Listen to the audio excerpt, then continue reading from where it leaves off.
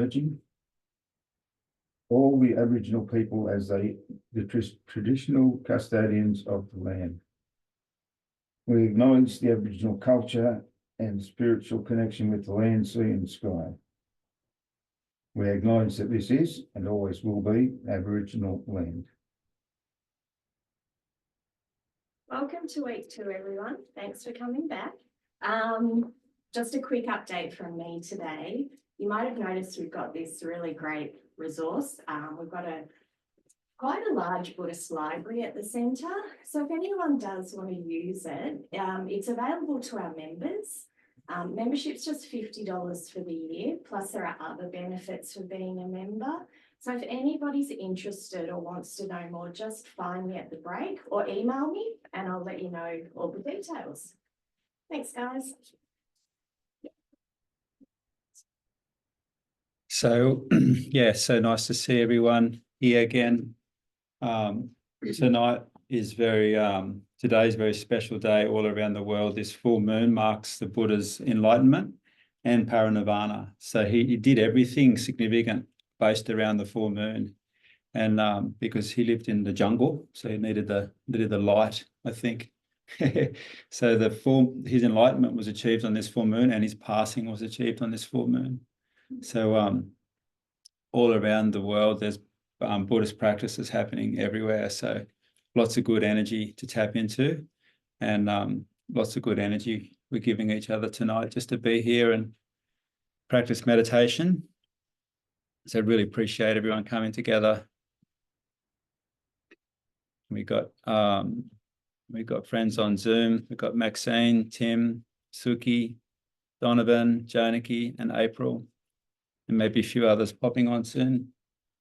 A few people coming into the centre just now, so we'll just give it a couple of minutes.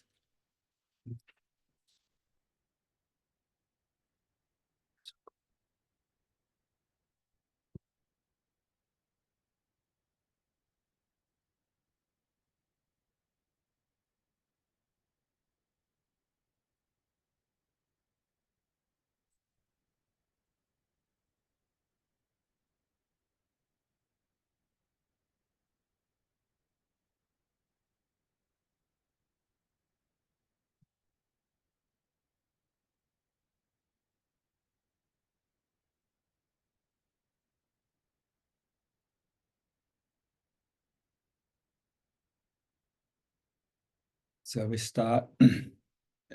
Everyone can hear up the back all right? Yeah. Sounds coming through on the Zoom. Yeah.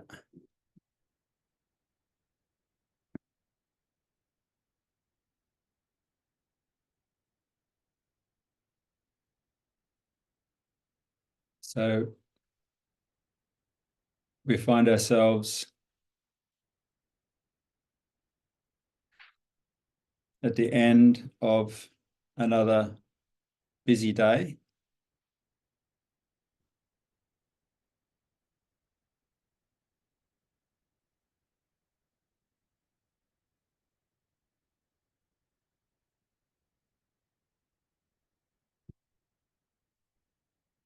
And busy physically, but also busy mentally and emotionally.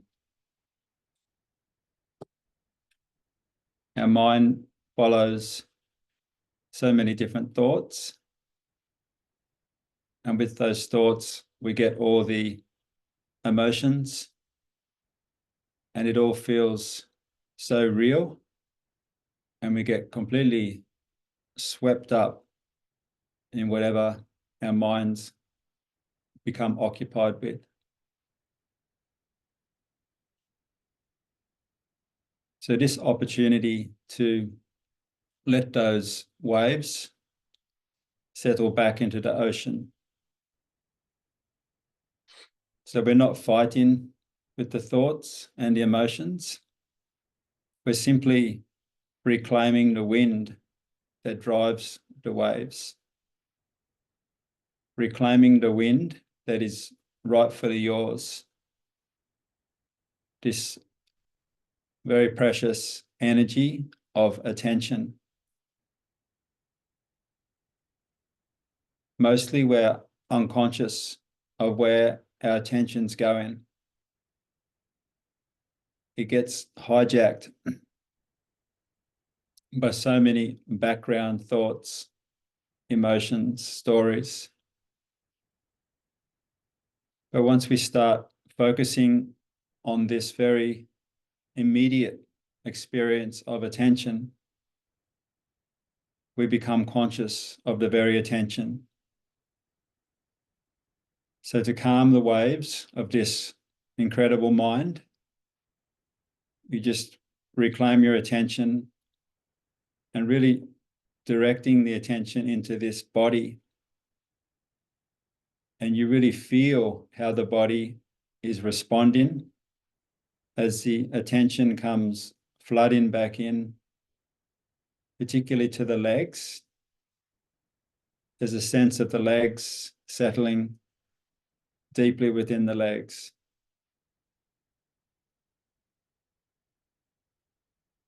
And the attention flooding back into the arms.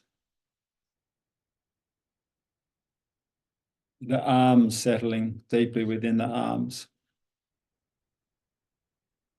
Feel how the body responds to the consciousness.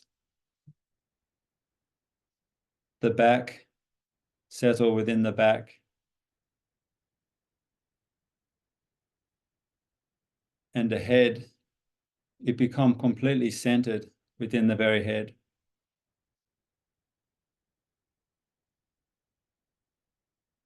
So body and mind, not so separate, actually mingling together as a one.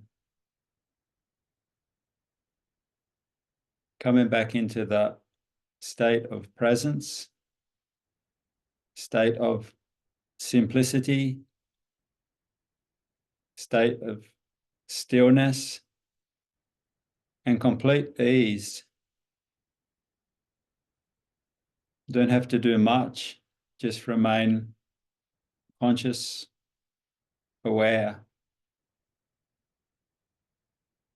So again, really bringing the legs into the legs.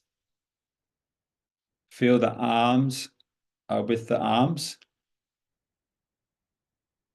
Feel that your back is nowhere other than with this very back. And feel your head comfortably within this very head.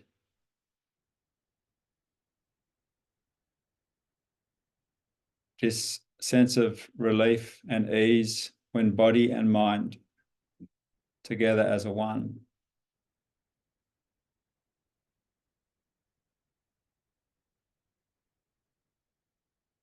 Because you're with the body, it's not too difficult to direct, again, this attention in a more precise way. See if you can direct the attention to witness or know the full length of each in-breath.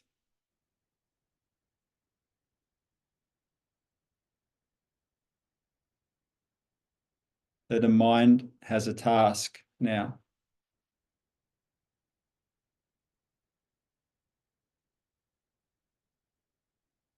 And while we're at it, we can be observing the full length of the exhalation as well.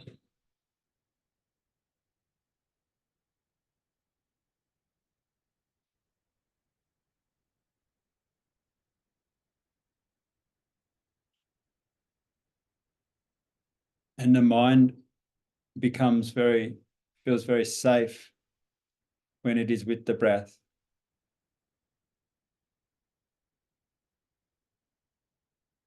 Mind doesn't become complicated and fabricated. Mind doesn't build all the stories when you remain simple, attention directed, simply watching the in-breath, the permeation, and the releasing breath. So because we're all coming together in like a unison with this practice, the energy of mindfulness, it builds amongst us and it supports us to stay conscious.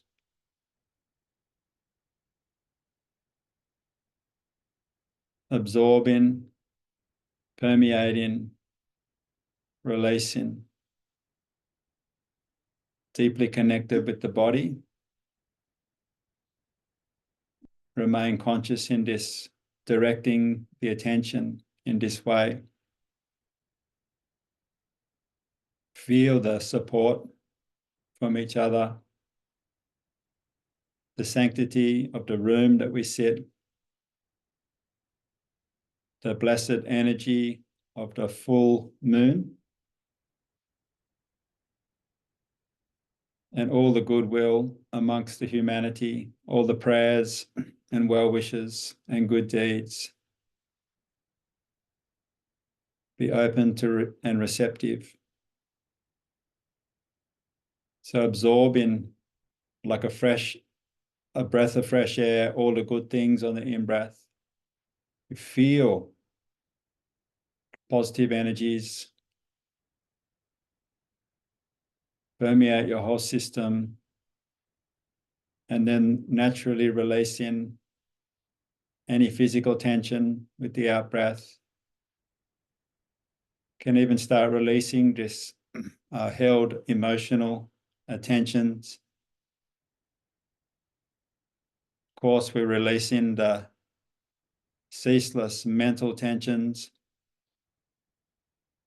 And on the deepest level, we're releasing into the nervous tensions. So the out-breath has increasing levels of release, and the in-breath become finely tuned to absorbing the vibrancy, positivity, prana, and the permeation you feel through your whole system.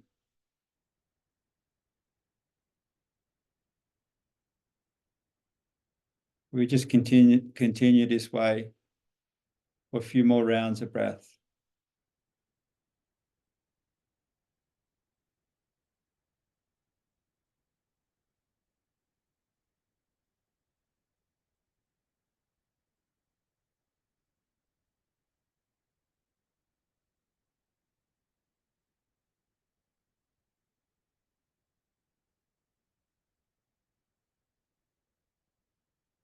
Let the next breath guide your attention into the innermost center of your heart, and continue the breathing awareness, but in the heart center. Absorbing directly into the heart center, permeate, spread into the vast space of the heart, releasing from the heart.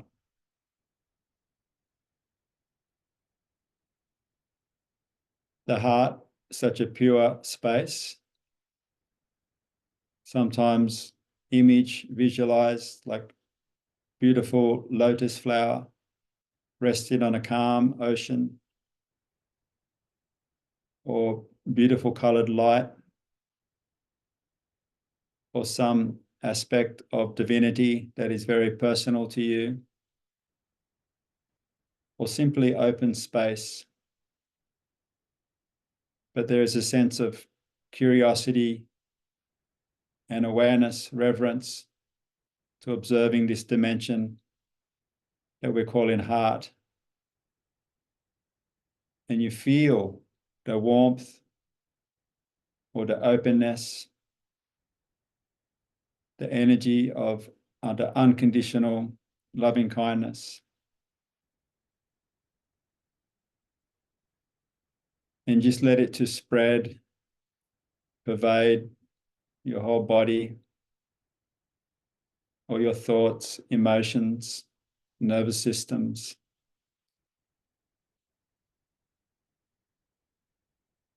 And in that very pure dimension of heart, we can make the very pure wish, thinking of all the other 8 billion brothers, sisters, young and old, on this incredible planet,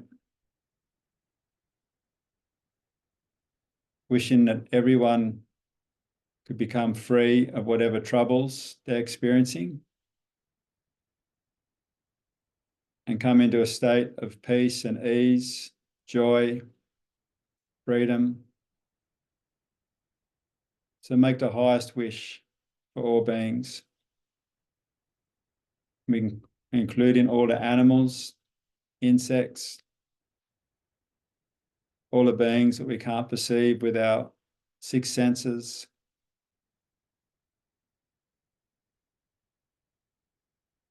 To just build the energy of that wish, all being to have happiness, the cause of happiness, become free of suffering and the cause of suffering, have joy and the cause of joy, and ultimately to abide in perfect balance of equanimity.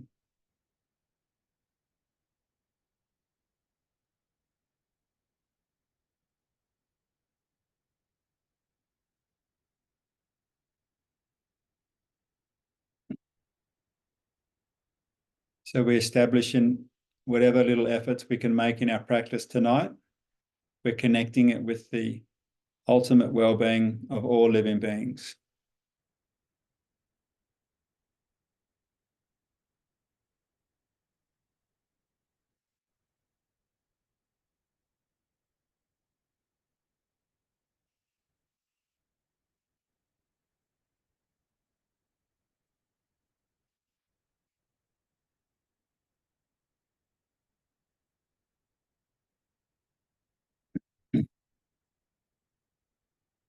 Thank you.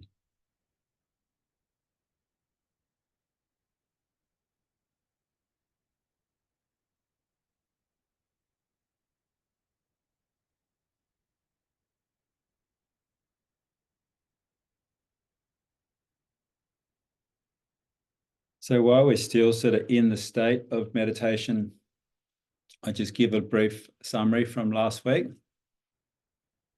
We're always combining the instructions with the actual practice.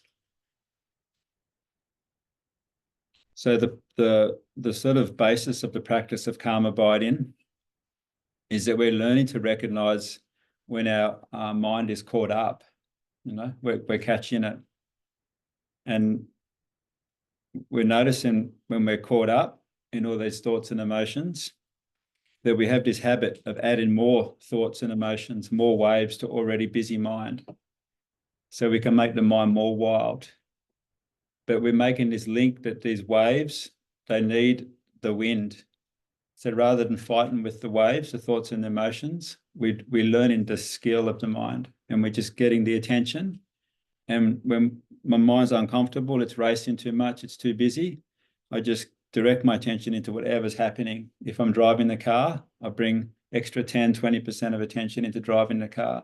I flood the attention into my body, my walking, whatever amount of attention you can reclaim from your monkey mind into the present moment with your sight, hearing, touch, that less wind there is on the ocean.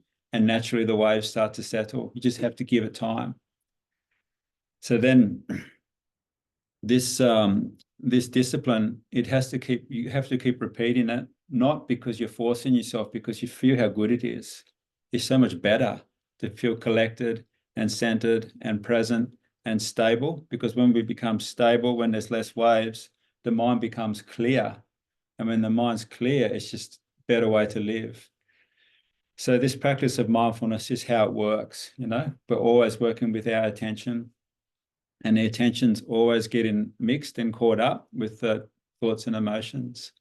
So right now, because you're still in the state of meditation, you're aware of your attention.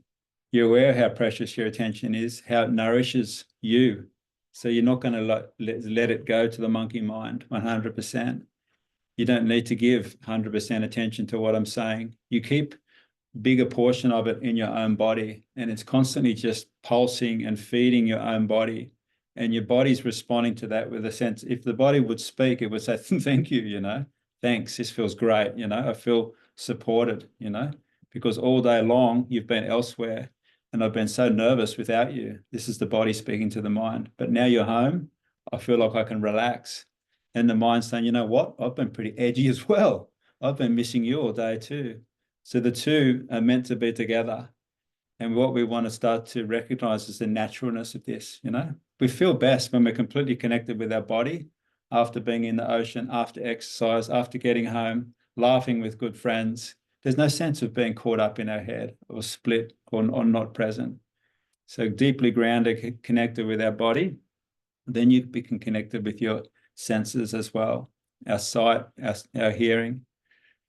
So practice of mindfulness is this the basis. And you start to condition stability. And stability just means less waves. When the waves settle in the ocean, naturally the water starts to become clear. The water's still not clear, is it? In the sea. It's still murky. So we have to be patient, you know, after lots of rain of emotion and wild thoughts, we have to be patient and let settle and trust in the process. So it does settle, you know, the sediment settles and the mind becomes clear. And then we start to recognize, wow, it's true what the Buddha said. My thoughts are creating my reality. Whatever thought I go with, I get the feeling from that thought. Why am I repeating this thought about this troublesome thought over and over again, you know? Every time I repeat that troublesome thought, I get the troublesome feeling, the troublesome perception, and it feels unpleasant. So seeing that link, then we sort of can direct the mind to focus any sort of thought that is like a thankful. The moment we start feeling thankful for what we're perceiving, the mind immediately goes into a different climate and a different frequency. So feeling thankful for everything, really. Like we said last week, can everyone see color? Yeah, can everyone see three-dimensional? Everyone breathing, you know, everyone walked here, everyone can move, you know. This is our time on planet Earth, you know. There's another group waiting to come in. This is our time, you know. The stars are out, it's clear night, you know. Think of the horrors in other parts of the world, you know. We live in this incredible, so we gear our mind to be constantly engaging in these type of thoughts that produce feelings of contentment and well-being. So we don't have to be on the roller coaster of the mind.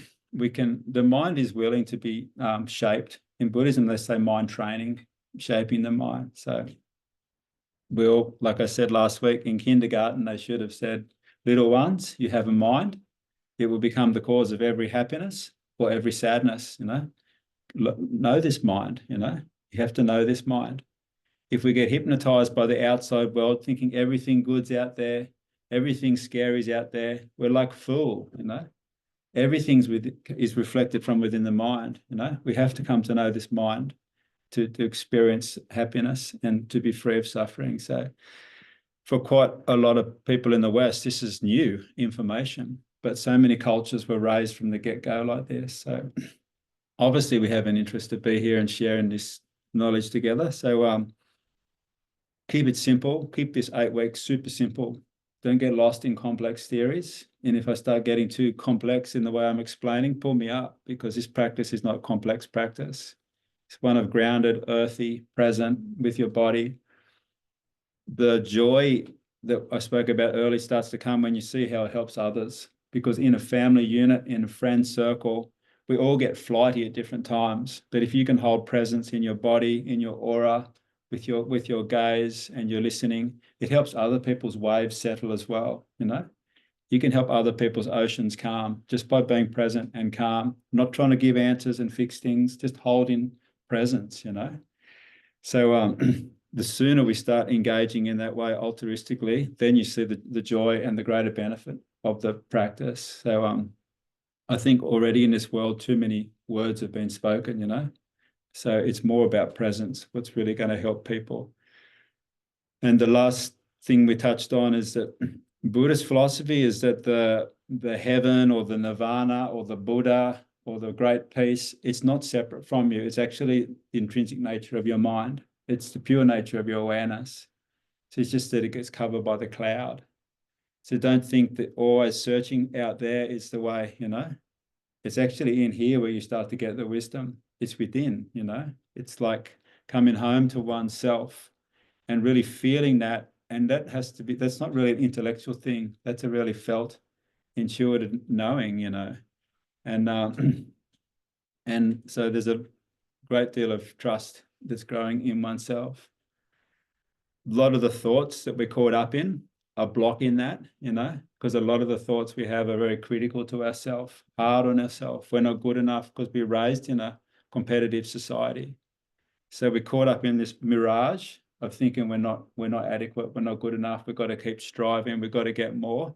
It's great for consumerism because we will just keep consuming, but we're already quite enough, you know. So a lot of the mind training can be appreciating, just appreciating that we're already good. All day long, we do things to help each other, don't we? You know, but we notice other people's kindness, but how much do we notice our own? All day long, we're contributing to each other as human beings. The more you notice that, the better, you know. Notice you're good. The more you direct the mind into noticing you're good. Wow, you gave a smile, you paused, you know, you made a cup of tea, you send a text, you know. We're constantly doing stuff for it. So we need to see that and recognize that, wow, there is intrinsic goodness in me. It's natural. So then it helps you to really feel the Buddha nature and to really learn to trust in that. So the odds are stacked in our favor for finding peace and well-being because it's not separate. Our main tool is awareness. Awareness starts to show us where we're getting stuck and where we can find the answers. What conditions awareness? Is this body connected, present, mind becomes stable, then the awareness builds, the light builds, and then we can develop the 4 levels of mindfulness that we talked about. Mindful of our body, mindful of our feelings, mindful of our feelings and mindful of our thoughts. So then you can be witness to your thoughts as they're brewing, you know, because if there's something on the stove that's gone wrong, you don't want to keep it brewing, do you? Like if the stew's burnt, we're not just going to ignore it and then serve it up to the family, are we?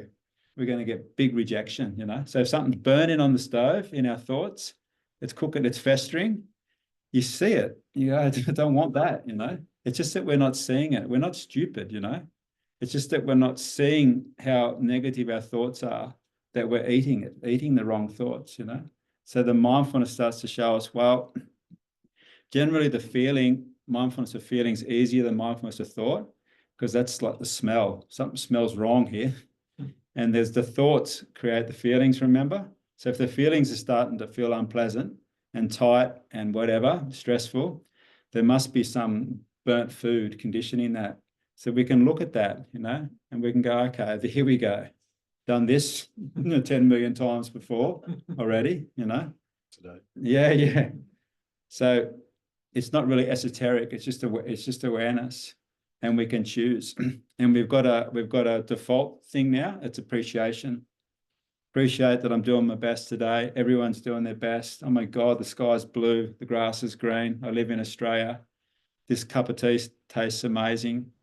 So we're channeling the mind into that more positive flow, and the more we build up that frequency of contentment and well-being, the less susceptible we are to the little gripey thoughts of like, God, I'm an idiot, you know, God, I hate myself, you know, God, how dare they talk to me like that, you know. We get stuck on a little loop like that. The anger that comes from that, it sort of intoxicates us to believe in the thought even more that I am definitely an idiot, that's for sure, and I'm definitely worth to hate myself, and they definitely worth to be hated as well. The more you go with the liquor of anger, the more convinced you get it's true, and you'll happily repeat it 10,000 times each day, you know, not just for a week, but for a lifetime, until we discover mindfulness and go, holy shit, this is just crazy, you know. No one's imposing this thought upon me. This event happened 5 years ago. It lasted for 30 seconds, and I've had this on a loop, you know. I don't even watch the same movie or show more than once, but I'm replaying this exact same thing, this same loop. The trick is not to double down on criticism on yourself when you see it again. It's just, wow, liberation, you know. Buddha said liberation comes through knowing suffering. Generally, we're sort of like shying away from suffering, not wanting to look at it and distract ourselves from it, you know. But the liberation comes from just looking at it. Wow, this is how it's conditioned. This is how it's coming about. And so you sort of like Thich Nhat Hanh says, the way out is in. You go into the suffering, you pop out the other side. So learn to fly into the storms. You know, it feels scary at first, but it's also a little bit exhilarating as well. Constantly running from the storms is more stressful. You know, so all these skills, we get so many opportunities to practice. So like I said last week, the meditation practice is the bedrock. You know, after 8 weeks of this, we need to really do 30 days every morning meditation for it to become a habit, for it to start to feel normal, that we wake up, wash our face, we sit in our spot, and all of a sudden the timer goes off, whatever 20 minutes has passed, and then we have breakfast. We have our sit every morning, and that builds the awareness and conditions the awareness before we start, because we need that reference point throughout the day, because we get so lost, you know.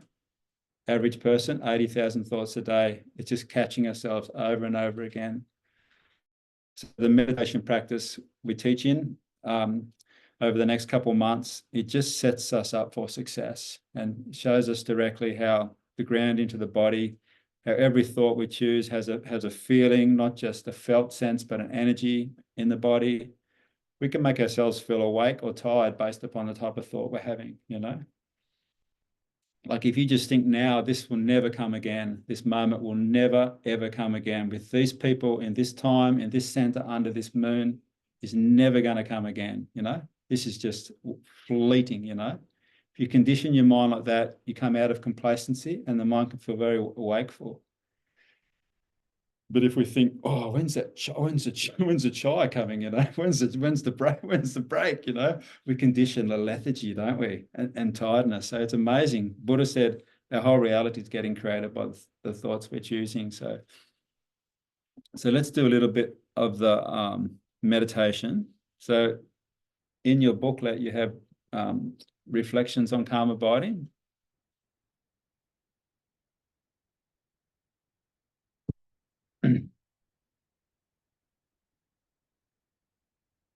This, honestly, I've been reading this for like 23 years, these reflections, and never grow tired of it and always discover new facets. So Lama Chadak wrote this poetic sort of expression of calm abiding based upon his experiences in the 3.5-year solitary retreat he did. And yeah, so we read this together and as a way of just tuning the mind to the topic of meditative insight.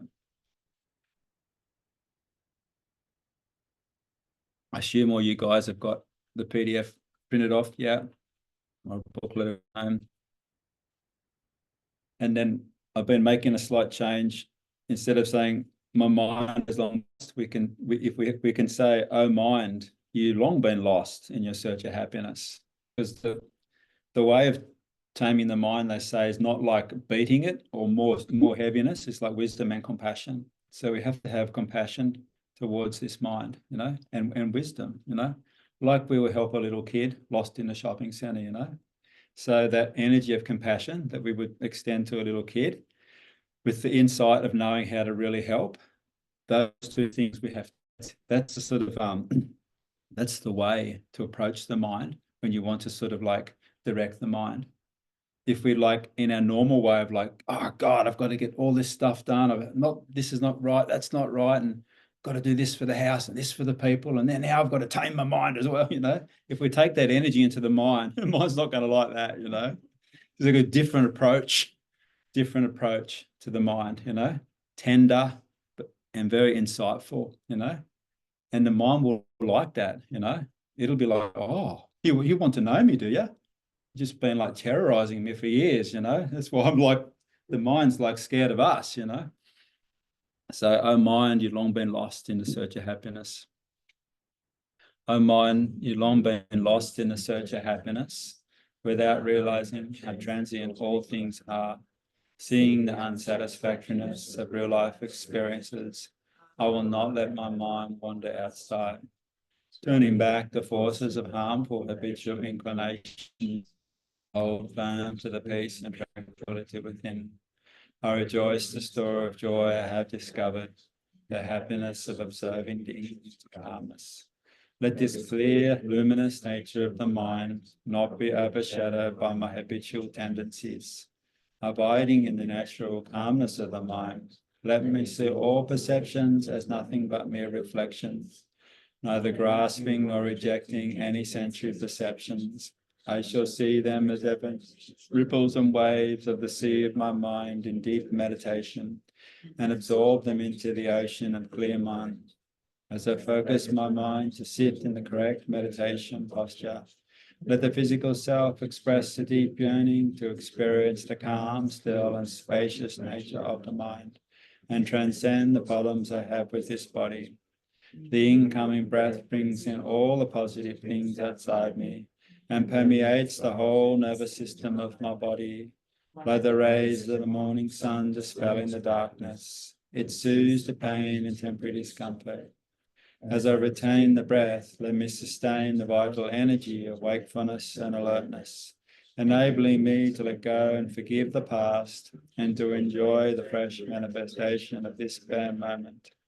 My outgoing breath releases all feelings of tension, anger, stress, anxiety, and worry. Like masses of dark clouds suddenly disappearing, let the adventitious circumstances elapse to dawn a new beginning. Breathing and observing the bare moment of awareness, assuming what it will become. May I live every moment with pristine awareness, without waiting for an unforeseen future to cultivate it. Following the wise sages by respecting their words of wisdom, let me remember skillful ways to apply them in everything I do, say, and think, so that my conduct brings no harm to others and I do not become a victim of what I do, say, and think, while watching the constant flow of thoughts without discriminating between those that are good or bad.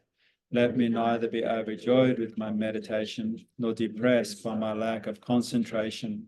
Sinking in the withdrawal of the senses is relaxation of the conscious self, but not meditation. Let me not be excited by the slight virtue of concentration I have just begun to experience. Holding the rope of mindfulness and the hook of alertness, may I reserve to tame this mind, which is like a wild elephant, steadily focusing the mind with moderate application of antidotes, may I discover what causes its restlessness. And when I find no sensory objects which are not my own reflection, all visions and experiences are circumferences of myself, like trees, mountains, rivers, and the earth. My existence is to give and share what I have with others. How can I cling to and grasp what I have obtained from others? As soon as I let something go, I create space and experience joy. As soon as I give things away, I find a joy not found in keeping them. Learning to cherish others will bring me a happiness that will last.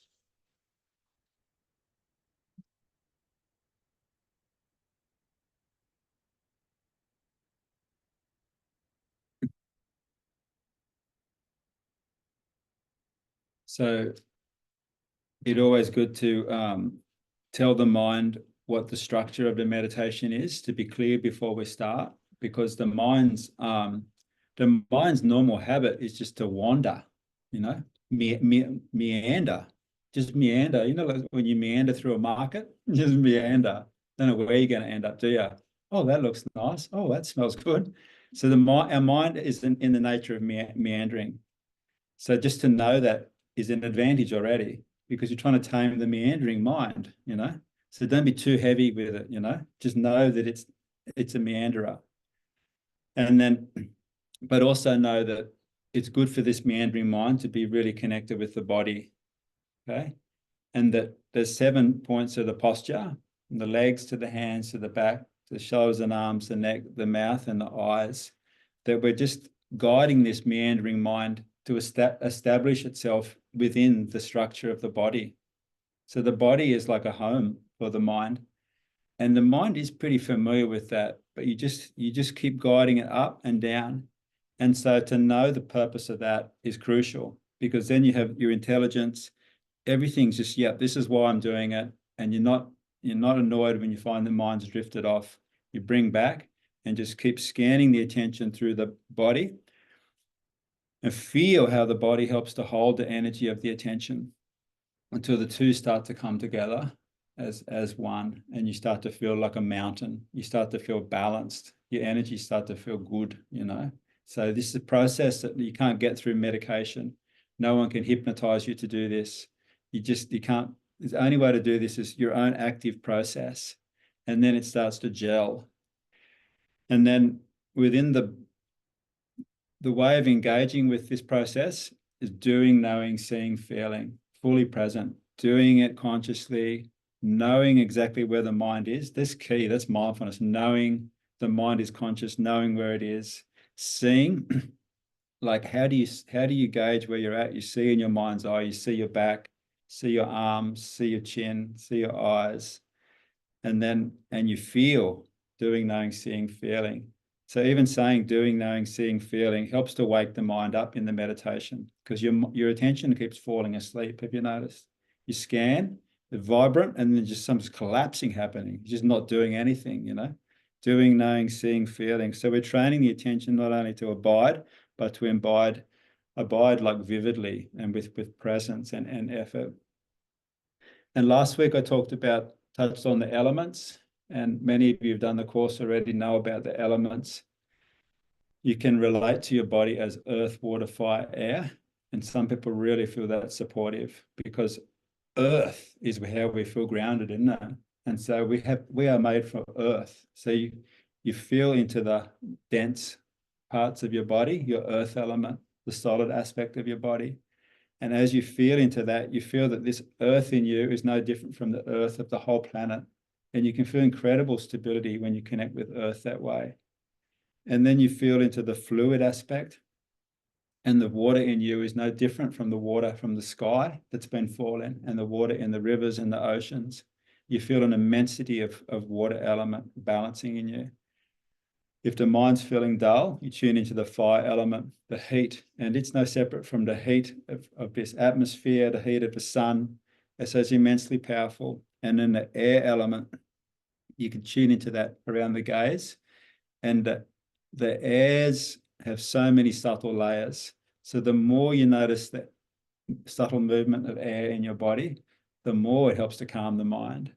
And ultimately, by tuning into the elements, you learn to balance the elements, and there's a lot riding on the elements. So connecting directly with the elements can help to really settle the mind into presence and make everything become vivid. So, but we've got 2 months to learn all this. So there's just connect with what you can connect with, you know, the felt sense of your body, the positive body expression of the alertness, the balance, etc. Anyway, enough talking. We do a little bit of practice together before we have a break.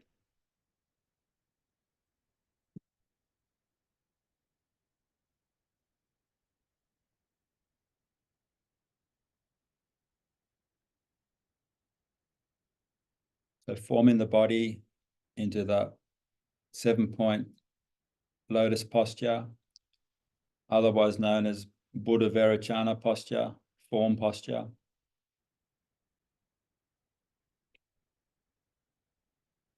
Feel that this legs crossed, or if you're in a chair, legs planted strongly in the floor. Be a real symbol of commitment to stop and really check this situation out. Why is the mind so stressed? Why am I so unsettled? Why is this world spinning so fast? So learning to stop, this commitment that you express in the lower part of the body. And then the hands together, the left hand supports the right. Means that our approach to taming the mind is through wisdom, supporting compassion. Left arm, predominantly wisdom channel, right is the compassion. The two are brought together. Thumbs touch gently, signing to yourself that you're going to use these two innate energies within yourself to bring peace and order and balance to this mind. And then, of course, because of this affirmation, the spine rises up in alertness. Who would not wake up to such an affirmation within oneself? So the energies of good intent, of wisdom and compassion rise up through the spine. And naturally, when the attention flow out into the shoulders and arms, that there is this expression of courage, confidence, like wings of the great birds, the moment before they take flight from the high cliff. So that we don't get ahead of ourselves and that we can maintain the beginner's mind, open mind. We tip chin slightly forward and come into that feeling of humility. Chin tip slightly forward also help the energies to circulate well in the body, subtle energies. Tip a tongue on the roof of the mouth. Subtle smile if you like. So if the mind is very active, closing the eyes, only leaving a little bit open. If the mind is feeling dull and sleepy, opening the eyes slightly more. Just experimenting with the quality of the gaze to bring this sense of balance within the attention.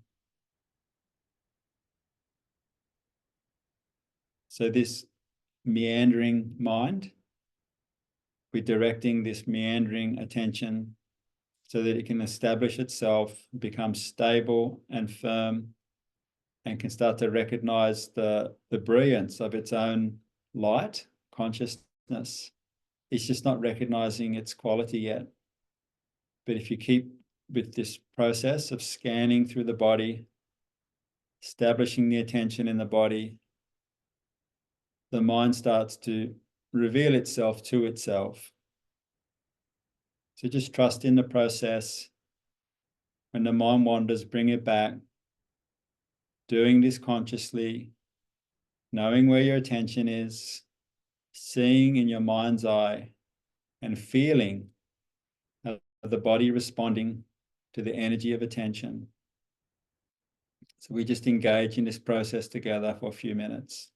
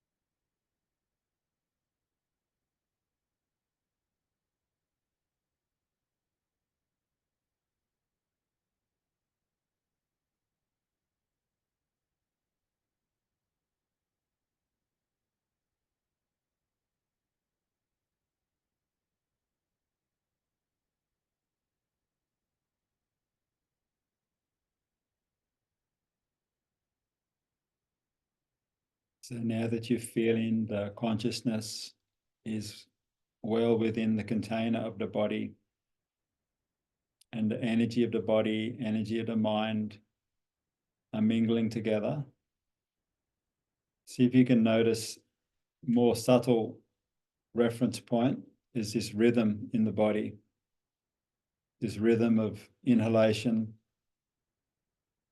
the permeation, the spread, and the release.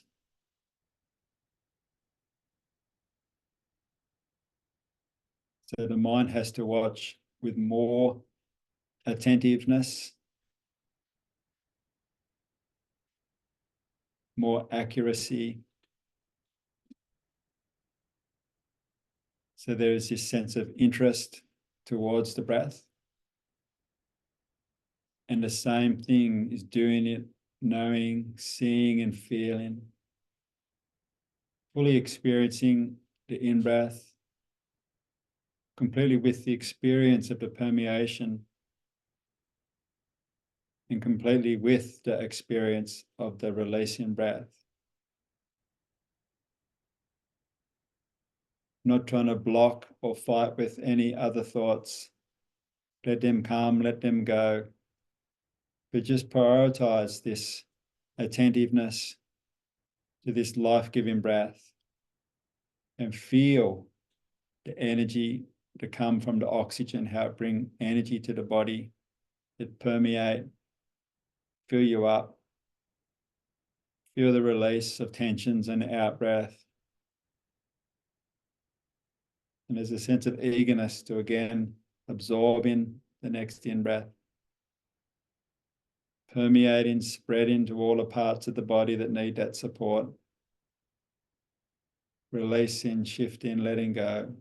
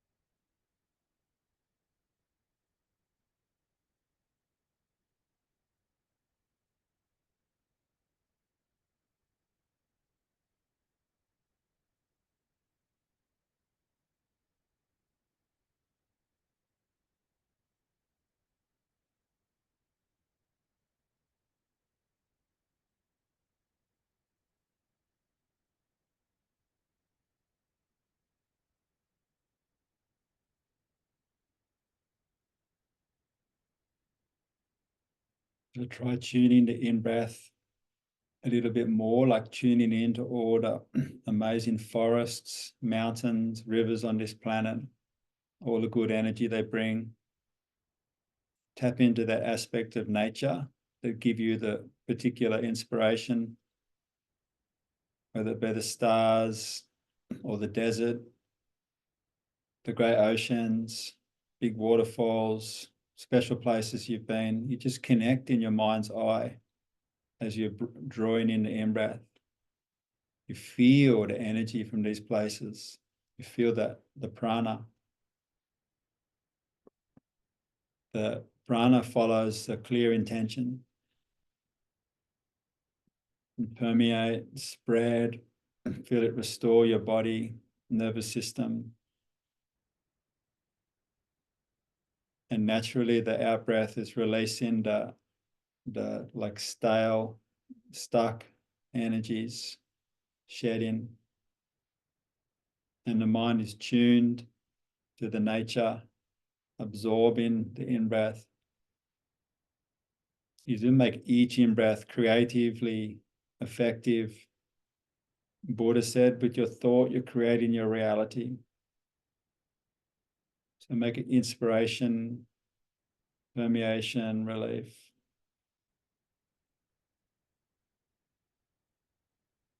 Just do a few more like this enhanced fashion. Lifting the frequency up in the body, in the mind.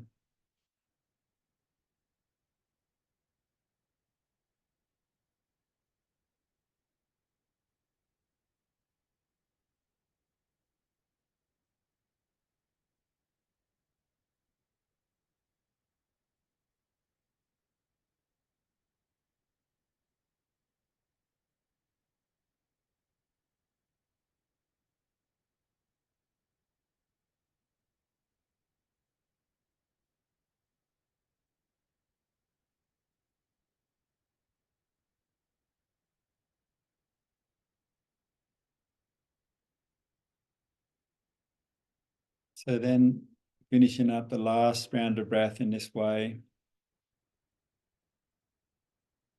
And in your own time, locate your attention precisely at the crown of your head. And you do this final scan, deep scan through the body system, really infusing this nourishing, rich attention deep into the body, all the way down, like water getting poured into a jug, flows and infuses all the way down to the feet, filling the whole body. Doing, knowing, seeing, and feeling.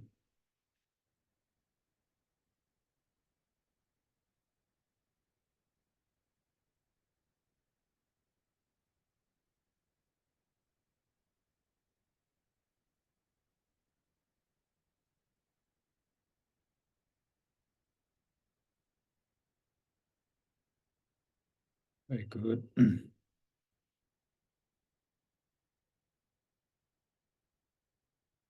So as you come in out of the meditation, I just talk a couple words about integration. That this sets the day up doing the practice, and then the next 17 hours we're in flow with whatever's happening. So you try to stay in the meditative state, basically, because so right now we're going to have a break. So you've got opportunity to practice. It's like keep 50% of your attention with your legs, with your arms, with your back, with your head. Just practice that much. So you really feel yourself standing. You really feel yourself drinking the tea, and really feel yourself with yourself, and feel the support of that. And then as you're talking and chatting and enjoying, as it's all happening, you maintain that sense of gravity within yourself. So that's how we integrate. So we've finished amazingly at pretty much precisely 7. So we'll come back at 7:15. You guys have a nice break on the Zoom, and we'll see you soon. Yeah, go and have a look at the moon. It's clear skies. Yeah, go and have a look at the moon. See you soon.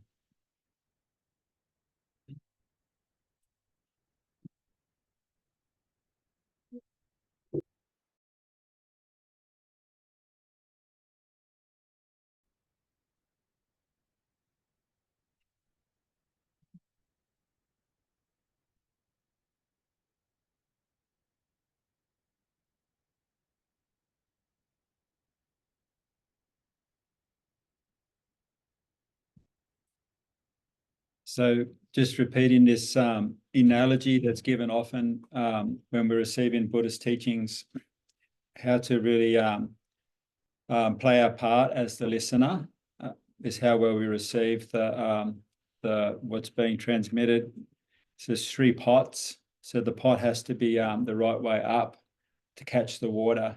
Means we have to be relaxed and present. And so just being embodied already mean the pot's up. If we're with our body, if we're relaxed with ourselves, the pot is up. We're catching the information. The second one is making sure our pot's not leaking, making sure we're retaining what we're receiving. Retaining almost means like you're just experiencing it as it's being spoken. You're just letting it flow, and just being open to experiencing the the teachings as they're happening, and then they're definitely being retained. And then the clean pot, it just means listening with a good motivation, listening with an open mind and a good motivation, like, oh, wow, how wonderful this is going to be for me to share at the school, at my workplace, at my family when I get home, with my uncle when I get to see him next month, you know. Oh, this is just, you know, the good motivation.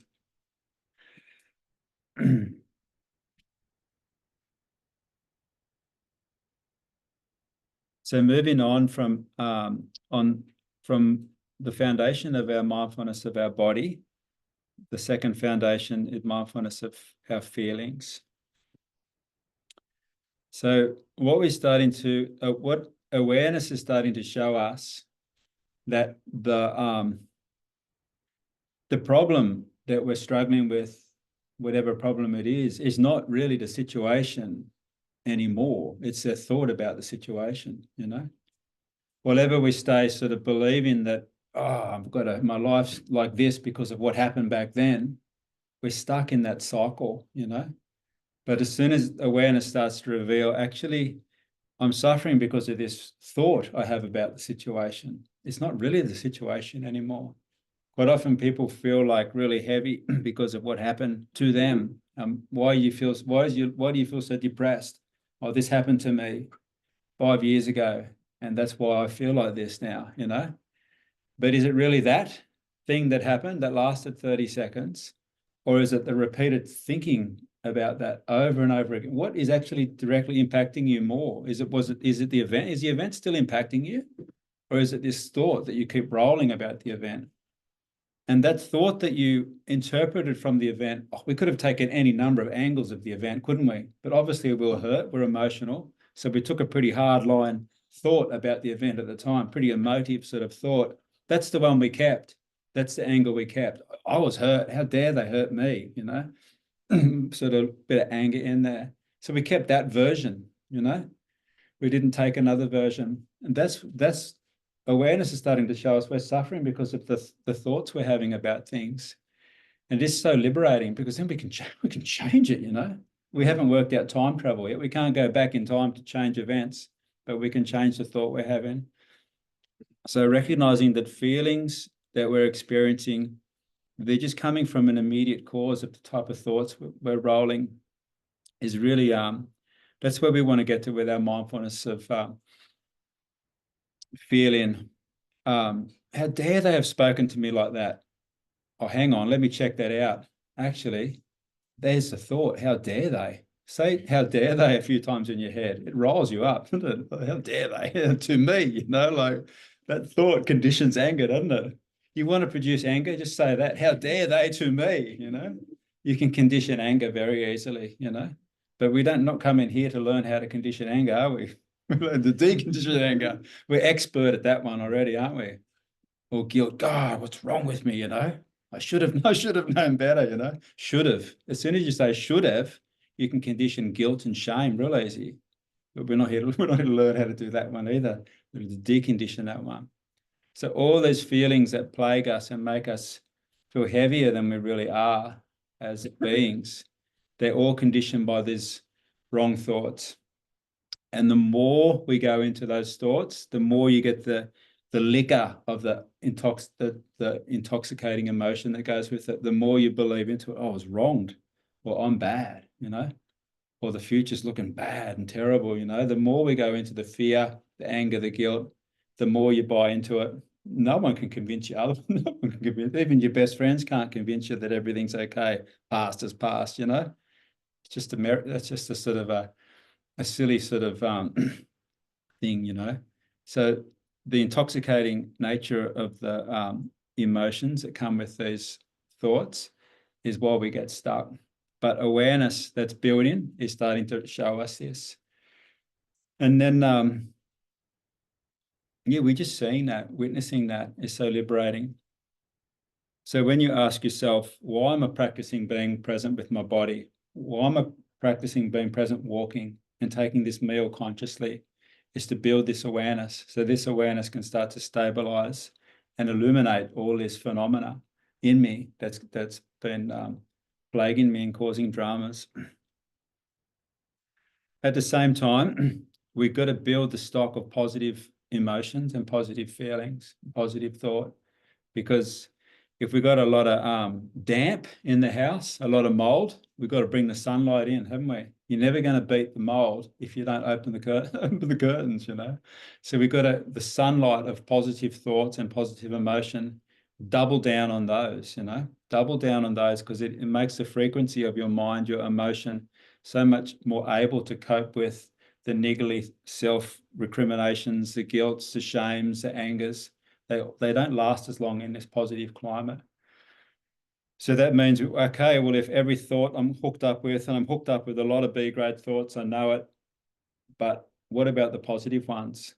The ones of just like, you see two people greeting each other down the street, you don't even know who they are, but it's so nice the way they greeted each other. That's worth repeating, you know, the vision of that, and appreciating the kindness of our parents, you know, what they gave for us, appreciating so many things, you know, just the bread, when you get the bread from Lagom, you know, or wherever, you know, we all know what Lagom is. Look, do you guys know where Lagom is? Lagom Bakery, sourdough bakery. When you go to your sourdough bakery, yeah, you can appreciate. So we can make our world rich, you know, because our world is so rich, you know. Why have poverty mind when we live such richness, you know? It's a shame. That's a true shame.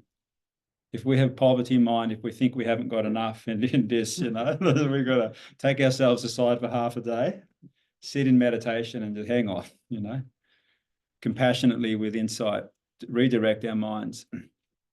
But it takes a bit, you know, so that's why we have to be very calm with ourselves. One of the traps of this practice is you can think, what is wrong with you? You live in the best part of the world and you're just negative all the time, you know, so we get negative about the negative, and it doesn't help. So remember, compassionately with insight, guiding the mind into the correct way. And then the awareness is starting to show us, well, I'm creating this reality. It's not imposed upon me at all. So then once you get that point, then you get busy with the practice, you know, then you really become conscious with the practice. Whatever you believe it's the weather making you unhappy, you're not going to engage with the practice much. You're just going to be looking for shelter, you know. It's not the weather, it's not the people. It's my interpretation of the weather. It's my take on the people, you know. Even someone who's really abusive, you know, I could take that as an assault on me, or I could say, wow, they're really struggling, you know. Their mind is so tight to speak like that. Their mind is so tight and so upset and so trapped to speak like that. So I could have a compassionate perspective. So, so we're learning to actually moderate and work with our feelings in that way. And so the qualified breathing that we just practiced before the break, that really shows you this one. So experiment with all different types of themes in your morning meditation. So whatever it is, like the nature is a good one, you know, because then you just think of certain aspects of nature, it gives you immediate response, doesn't it? For some people it's a desert, some people it's a mountain, some people it's that lake, you know, it's just like all the snow-capped mountains, you know, whatever, the valleys. The moment you have that in your mind's eye, as you breathe in, that thought becomes such a rich energy and frequency in your body, you feel it. And you've got to keep repeating that thought on the in-breath, because the mind's so concentrated then, the feeling becomes so rich, and it shows the mind, wow, I'm creating my reality here, you know. It takes it from theory into experience. So if you can repeat maybe 50 of those in your morning meditation, just on the mountain or the desert, whatever it is, it directly shows the mind it's creating its reality. Of course, you get a very solid, stable, grounded feeling before you even have breakfast. But all day long, you just, wow, mind's creating reality. So it has to come to the level of experience. How do we get from the theory to the experiential level? Through mindfulness.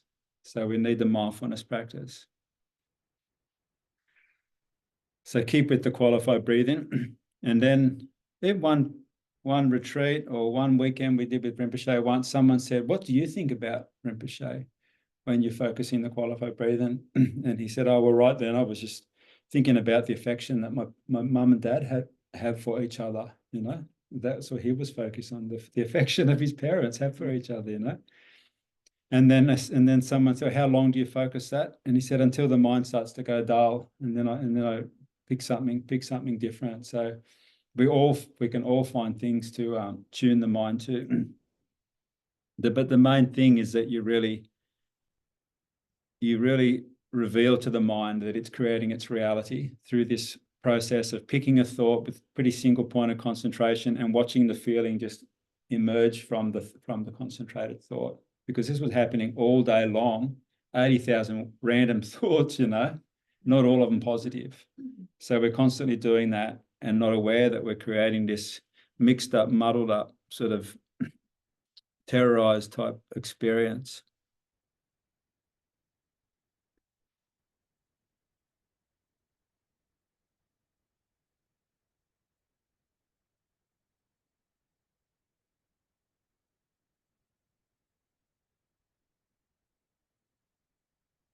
Mm.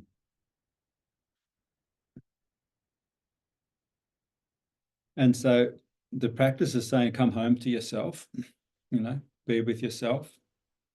But what if you don't like what you find there, What if you're trying to run away from aspects of yourself? It's just like, are there some instructions on this? Because I might not like my anger. I might not like my guilt. I might not like my shame. I might not like my fear. So therefore I keep busy. And, oh, what are you doing? I'm busy. Yep, I'm busy. I'm keeping busy. I've got stuff to do. I ran into an old school friend that I haven't seen for like 30 years. His first word said, I'm busy. I can't stop, just can't stop. We keep ourselves busy. So this wanting to distract ourselves from ourselves is because we feel uncomfortable with certain aspects of ourselves. So this difficult emotions that come up in us, they're like, they need to be, they're not the issue, they're not the problem. We think we will come to a course like this to get rid of these difficult emotions, have them maybe surgically removed, get rid of them. But they're not the problem, They're the thing that produced the good result, It's just the way we're relating to them that's the issue here. We're resisting them. The fact that we're resisting difficult emotions is the issue, Oh, I don't like that. That sense of resisting, pushing back at some uncomfortable emotion in us. That's the issue. Because that just charges it. And that makes the first moment of anxious and the next moment of anxious of the anxious, just pushing back at it. So the resisting to these so-called uncomfortable things and the perception that it's a threat makes it look like a threat, The moment you stop resisting a difficult emotion, just stop resisting it and look at it, be curious towards it, your perception will immediately be different. It will manifest differently because the mind's like a mirror. The mind just presents everything our thoughts saying, Oh, this is my fear. I hate my fear. I'm so scared of my fear. The fear just looks fearsome, because of the thought, mirror, remember? But hang on, I can't keep running from this. It's just like in me, So you have to be curious to what is this, What is this? Do it in a nice environment, these experiments. Do it while you're walking on the beach, on the headland, Don't do it when you're under the pump, Just do it in the nice time. Check out those things that we're resisting. And it will, as you become curious towards it, stop resisting, it look different. Wow, it's not threatening at all. It was my resistance towards it, my anger towards it, my fear towards my fear that made it so fearsome, So the way out is in. Then you get into the difficult emotion and it just transforms, So, wow, I've been really suffering here. So become a cause of compassion. And these emotions, even when we learn to relate to them skillfully, they stay, and thank goodness they stay because they support our meditation.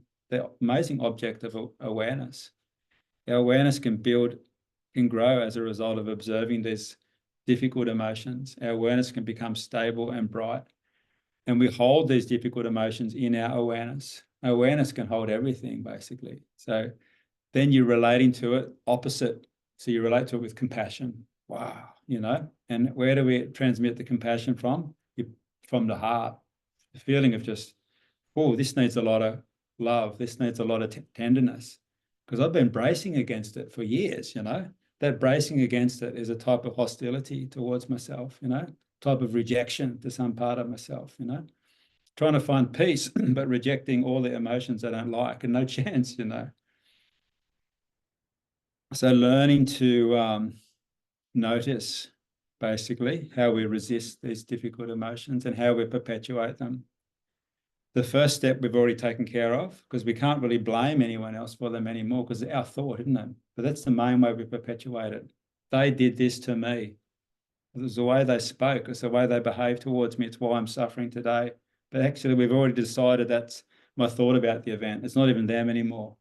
So when you do come to be present with the emotion, you see what's driving it. Wow, there's a storyline that's driving it. Wow, that storyline needs to be changed a little bit, you know. And storylines can be hard to change because we get fixed. The main result of calm abiding is pliancy, mental pliancy. At first, the mind has no pliancy. It stays stuck and rigid in the views. Nah, they're wrong. They're bad, you know, good and evil, you know. All our fairy tales are around that, aren't they? But the mind can become pliant and can start to see infinite perspectives on infinite things. Why pick one that's making you feel like shit, you know? Pick one that makes you grow. Pick a perspective that's wise. So we can see the storyline and we can start to unravel the pain. So the pain becomes the main way you grow in the calm abiding, because the calmness that we all feel in the room, that we feel when we're meditating together, we cultivate it here together, but we test it with our own difficult emotions, you know? If you can stay calm with your own anger, your own fear, your own anxiety, you know? Anxiety is a great trainer for meditation, you know? If you wake up and you're anxious, you can't sleep, calm with the anxious, you know? The anxious is the little kid that's scared and lost, and no one's helping, you know? Everyone's ignored the anxious. Everyone's scared of the anxious little kid in the shopping center. No adult will help. We have to become the adult to the little anxious kid in us. They just feel scared and doesn't even know why they feel scared anymore. They've been scared for that long. So, I'm here for you, you know? I had an epiphany at the Manjushri Buddhist Centre. I've been rejecting you for my whole life. I'm here for you. There's no reason why I wouldn't be here for you, you know? There's your compassion. And the wisdom starts to emerge that, wow, this thing, it's so transient. As I relate to it with curiosity and calmness and kindness, it's already changing. It's no longer the boogeyman, you know? It's transient. It's a shifting phenomena. When we don't have mindfulness, we feel these things are solid and real and permanent in us.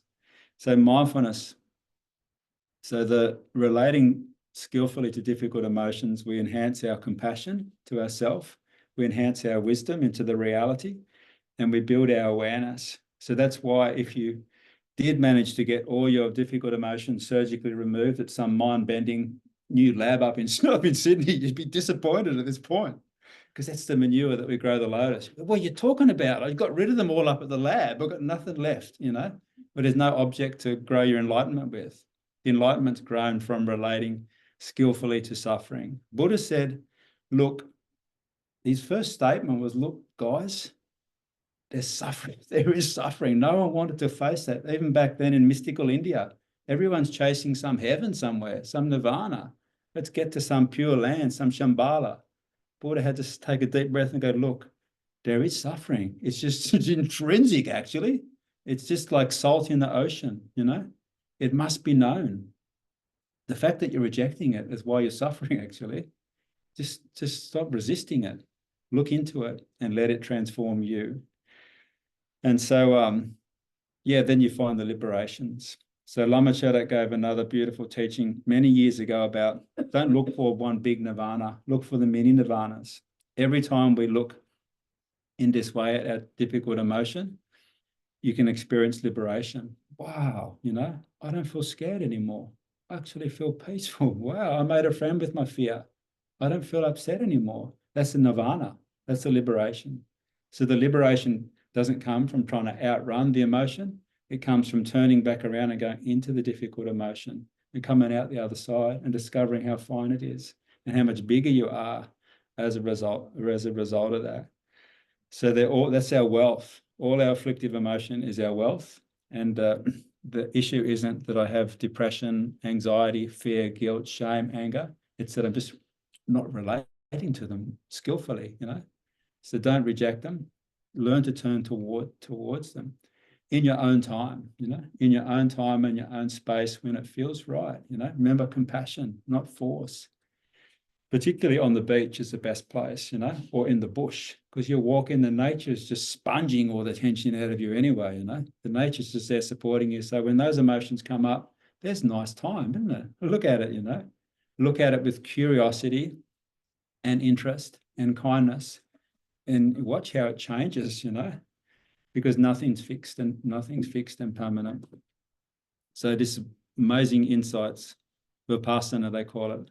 The shamatha becomes vipassana when you get the insight into the unfixed state of everything. And then the pliancy starts to come, supported by the shamatha, the calm abiding and the vipassana, shamatha vipassana. So on top of this approach,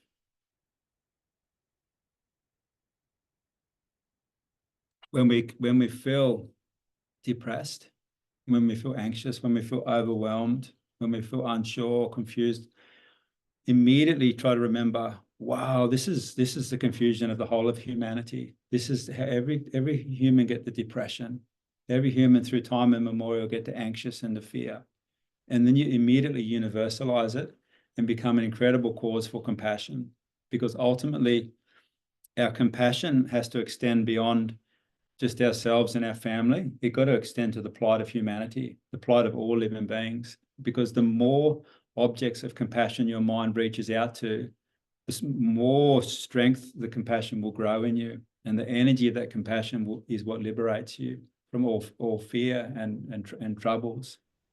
So if you feel anything, immediately think, well, there must be heaps of people feeling overwhelmed just in this town today, just in this state today, just in this world today. Imagine how much overwhelm, collective overwhelm there is, I'm tasting the flavor of my own overwhelm, but this is the overwhelm of humanity, not just this group, but the previous generations and generations and generations and generations to come, Wow, taste the flavor of it and let it engender your compassion, and your own suffering becomes so small in comparison to everyone. And your compassion, then you're using it well. You're using it not to, overwhelm doesn't become overwhelm. Overwhelm becomes cause of compassion. So it's not the overwhelm that's the issue, it's the way we're relating to it. So you learn to tweak them and relate skillfully to all of them.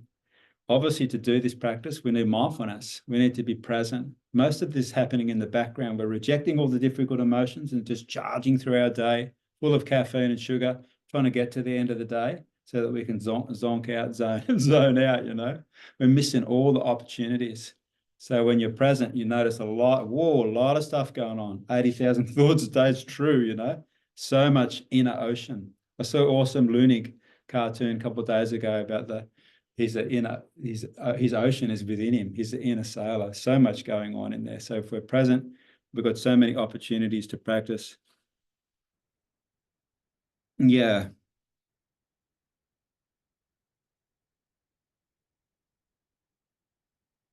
That's clear? Yeah, that's the theory. So yeah, we only need to sample this with one thing to start to taste the flavor of it. So whenever that one thing is, this opportunity, particularly if you get woken up at night, you can't sleep, it's a great time, because we hate that we can't sleep when the mind's racing and the restless, it's like, turn towards that. Turn towards that with curiosity, that mind that feels so stressed and strung out and panicky, how tired it's going to be tomorrow. Just turn into that fear and that agitation. As you turn into it with curiosity and stop resisting it, look how it changes, how immediately it starts to just relax. And then you get the insight, the vipassana. Wow, this thing's not fixed. Nothing's fixed. Remember the compassion. You're relating to a little kid here, little kid who's scared. So the compassion is something that is not really a head thing. It's like a warmth, isn't it? It's a pulsing from the heart. Animals feel it, kids feel it. Whole body thing, yeah, body thing. So that energy is how you hold the mind when it's quivering, and the insight, wisdom aspect looks into that. So it's combination. That's why you hold your hands like this. wisdom and compassion. So the whole practice just reinforces how to liberate and get the mini nirvanas. And then when the teachers like Lama Chodak and Kempo come and other teachers, they teach you how to get the big nirvana, the big thought that we're stuck on, you know, how to see that and liberate through that, you know, this very fixed view of self, you know, I, Ben, you know, the such and such, you know, this board and this date, this fixed label we have of ourselves, you know, my identity. When you look at that, how solid and fixed is that, you know? So this beyond the scope of my ability to teach, but this is why we have these amazing teachers to come.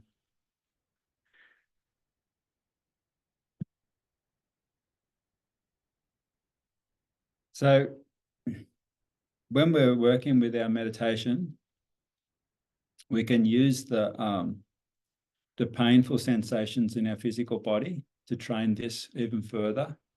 Like pain is we think is a nuisance, don't we? This nuisance, I was getting so in the zone, so calm, and then my legs just throbbing, you know?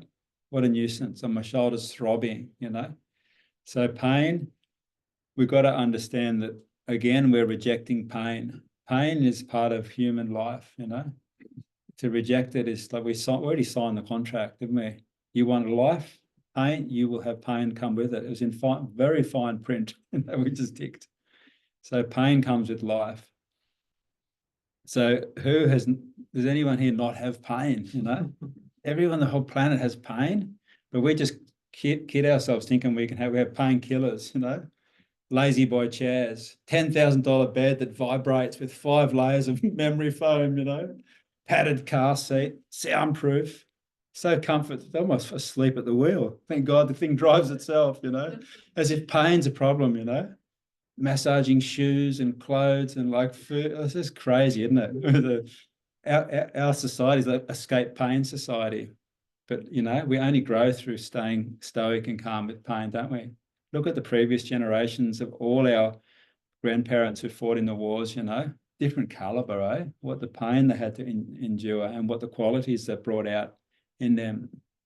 So pain is part of life. Pain's not the problem. It's the way we're relating to it.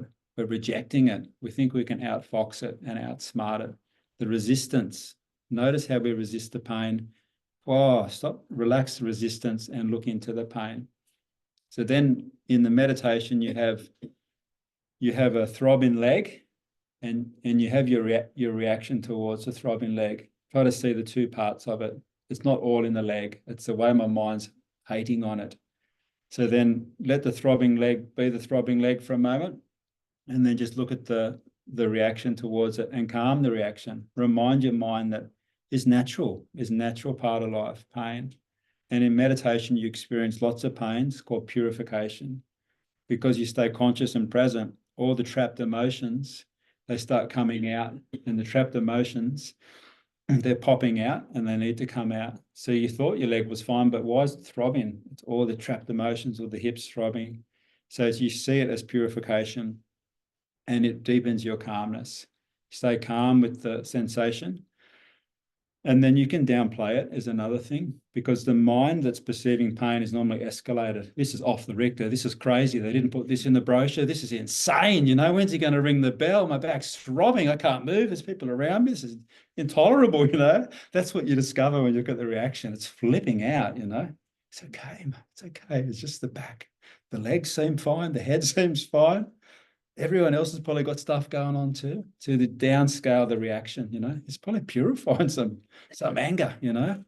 Great, you know. So this little mini monologue we have, and then we scale down the reaction, is part of life. Let me just train with this sensation to stay calm.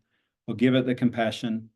I'll breathe into it, and then you're working with it, and it keeps you so engaged because it's the pulsing back or hip is way more visible than the breath to you, you know, it's screaming at you.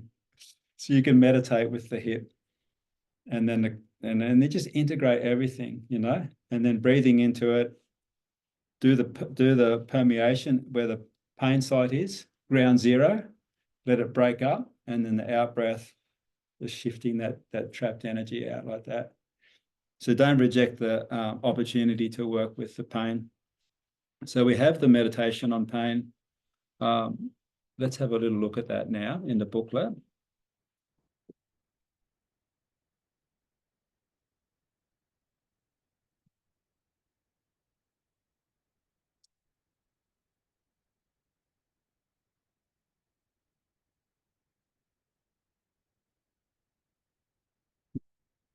(33).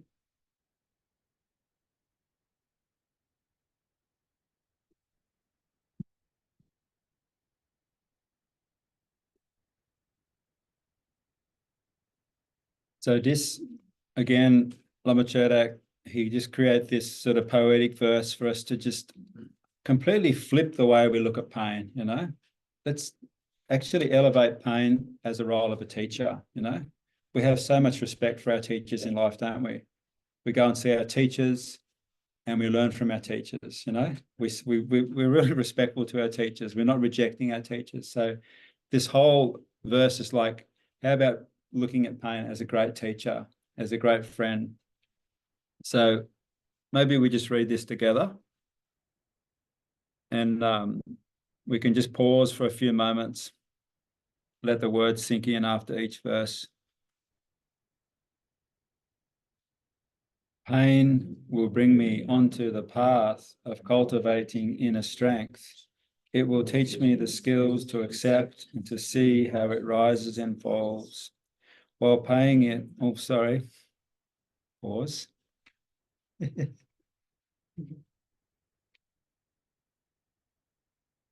While paying it my full attention, I will whisper of its rise and fall. Otherwise, it might be heard as a loud scream from the outside.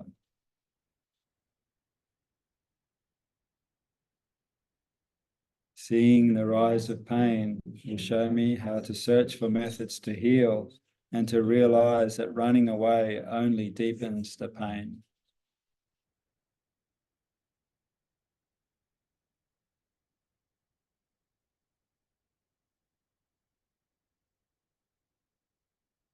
By knowing its transient nature, I will find the space to flow and spread, and to find the wisdom to nurture and nurse the part of me that is in pain.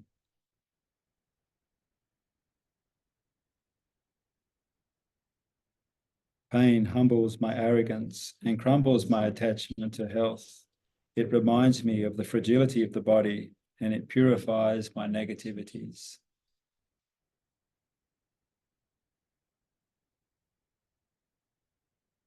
As the trials and tests of life, pain evokes hidden wisdom, and as a timely reminder, it says pain is prevalent.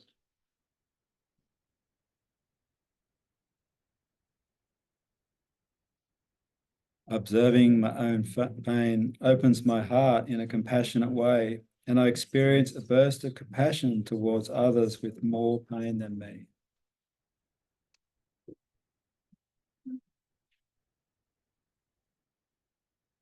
Seeing how trivial my own pain is, I become patient with myself. I find strength in tolerance and acceptance rather than rejecting the pain.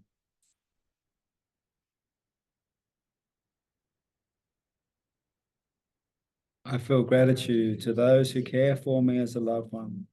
Day after day, they attend many like myself. Thinking of their dedication soothes my pain.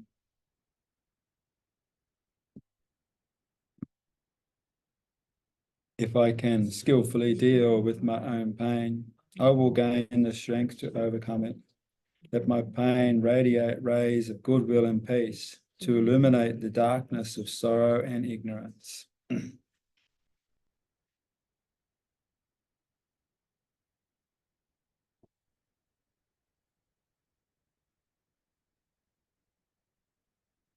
So we can include this meditation on pain in our practice, weekly practice, daily practice. So practicing mindfulness is all in the initial stage, all about having reference points to orientate yourself with. So we have the four foundations. We have the reference point of our body to be mindful with through the day. So we're really feeling our body movement. And now we have our feeling to be present with as well. So you hold feeling your awareness holds your feeling. So we can't be too far ahead of ourselves to practice this. We can't be like 6 o'clock in the morning already be 10 o'clock. So you have to, your awareness is holding your feeling in the same way that you hold a baby. Someone said, here, can you hold my baby for a while? You know, definitely. Yeah, love to. We hold the baby like that, don't we? So you have to hold the feelings like we hold the baby.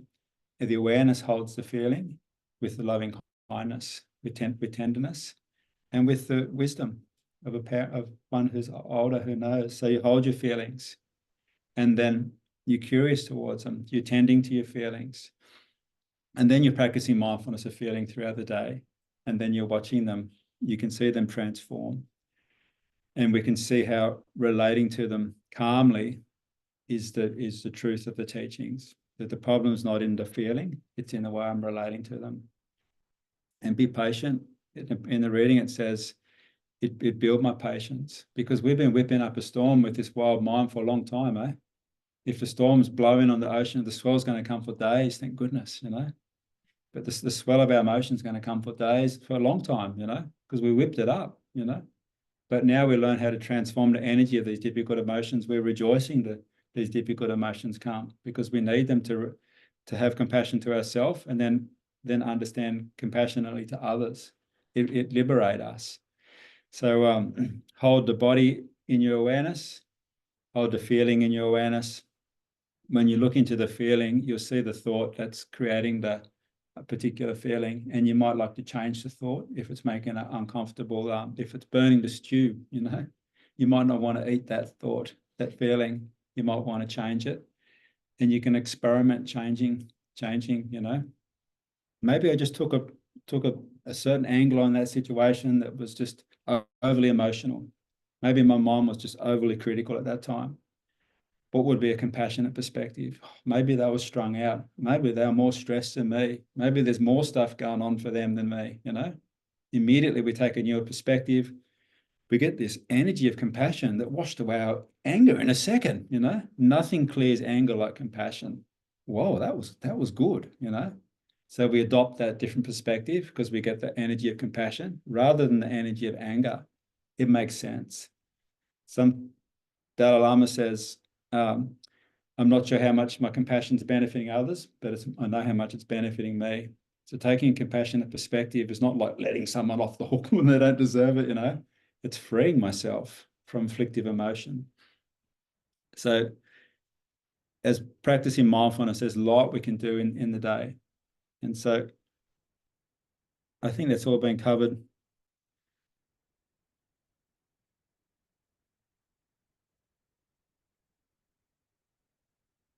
I didn't talk about the color when I did your qualified breathing. So the color means that when you're doing the breathing,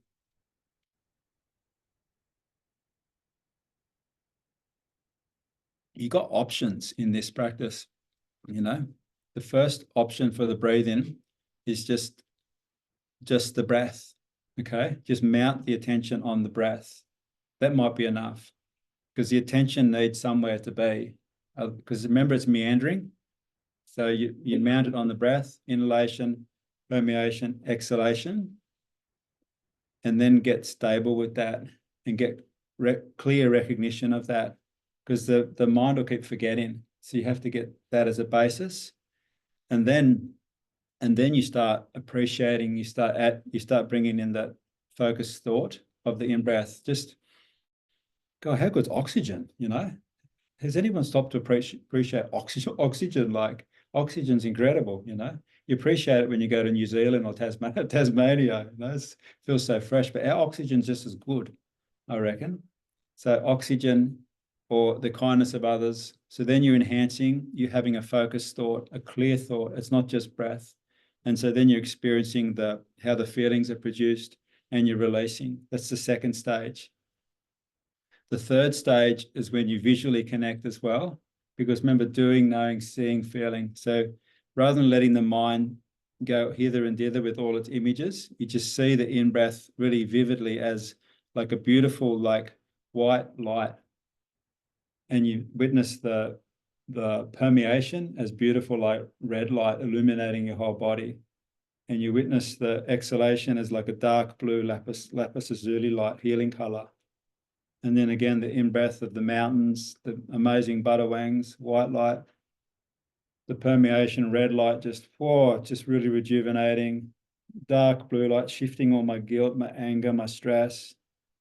Again, white light, the budawangs.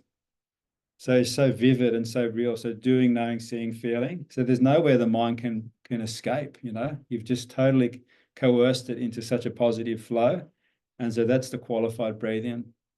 If that feels overwhelming at any point, just go back to the basic breath, you know. If that feels overwhelming, just go back to the body scan. Learn to get specific with the body scanning, because certain parts of the body might start feeling unstable, but it might just be one part of the body. Have a look with your attention, scan through the body.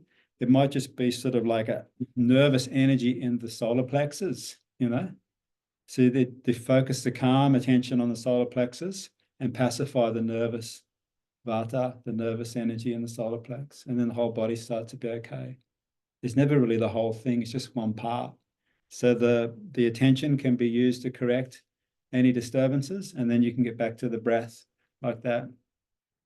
And we need to learn to moderate our effort. So you're only concentrating for like a couple minutes at a time, and then having little breaks, and just learning to just sustain this sense of presence. And basically what you're doing is you've got mind in hand. A lot of the teachers will say we need to have mind in hand, not mind out of hand, not mind just running us over, but we're coordinating the whole mind. You're coordinating the energies of your body, coordinating your attention, you're coordinating the thoughts you're choosing, the perceptions you're having, the energies you're producing, you're coordinating your whole reality. So to maintain that constantly is unrealistic. So to do that for a couple minutes is incredibly educational to the mind. Mind is creating its reality. Wow. It's written in the scriptures. I experienced it in 2 minutes of calm abiding meditation. So many layers of benefit in this technique that we learn through how Lama Chodak has synthesized not just calm abiding, but so many elements of so many profound Buddhist meditations. And the more year after year, wow, he's synthesized so much into this course that it's just like, wow, look, every other meditation you learn beyond this one, it's like, wow, it's calm abiding's in this, in this, in this, and this, you know? So it really sets us up. So I would encourage to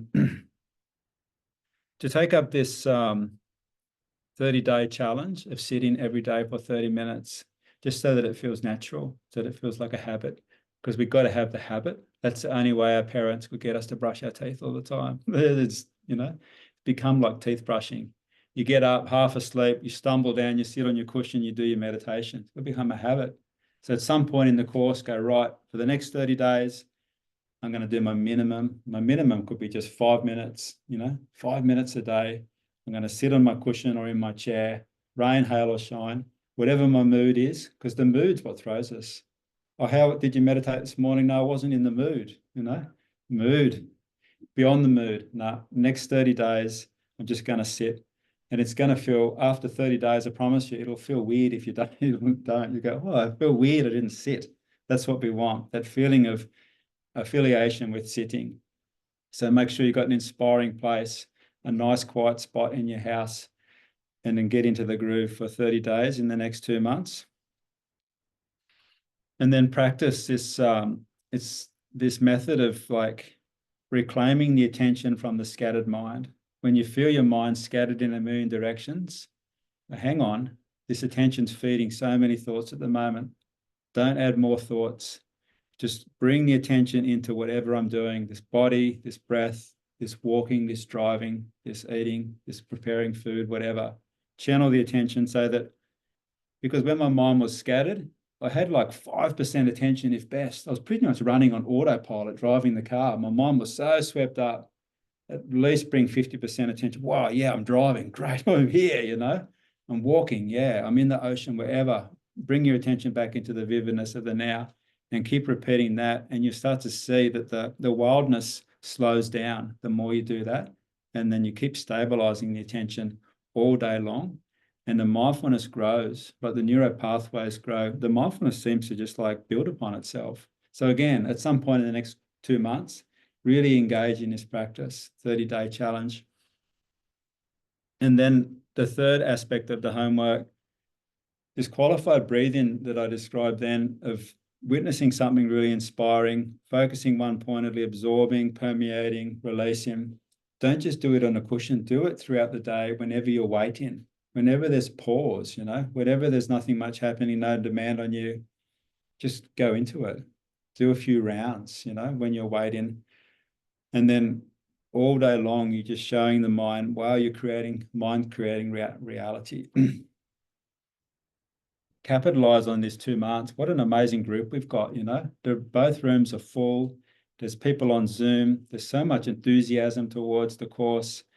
Let's really capitalize on this time, because we're going to get busy. We're going to get distracted. We can lose all this so easily, There's some interest in us that's emerging.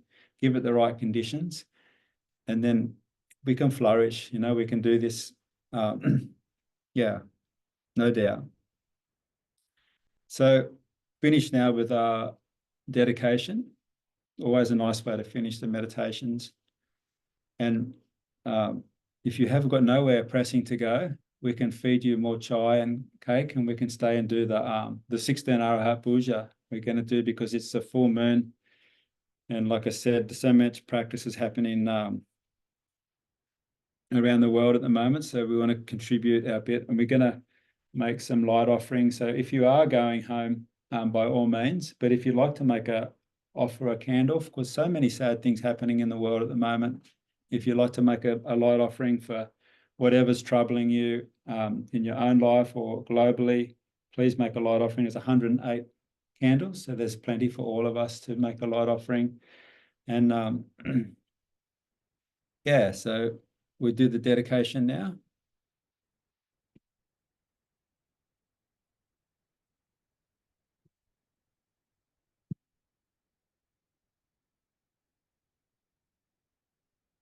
So there's a sense of inviting your attention back into its home, its body. It's in the spirit of compassion and wisdom. Come home, my dear. I've been missing your company. We need each other. Mind happily coming back to the body, not force, using wisdom and compassion. Feel the energy of the body and the energy of the consciousness mingling together, supporting each other. Feel the posture, the shape of the body. Feel the earth element, solidness of the body. Legs in legs. Arms in arms. Back within the back. Head within the head. Body and mind together as one.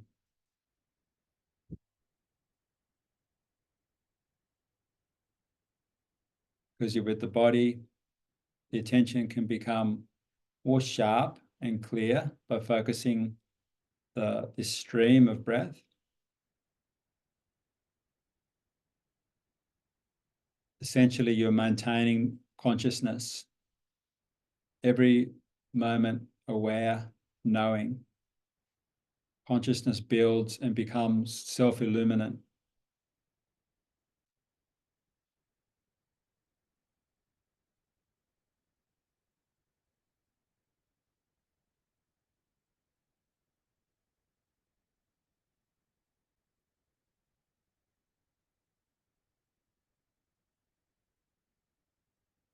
And then bringing the attention to the heart center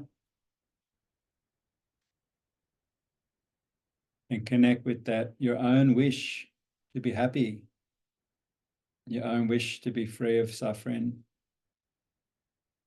your own wish to feel joyful, and your own wish to feel balanced, to have equanimity, to feel whole and connected to everything.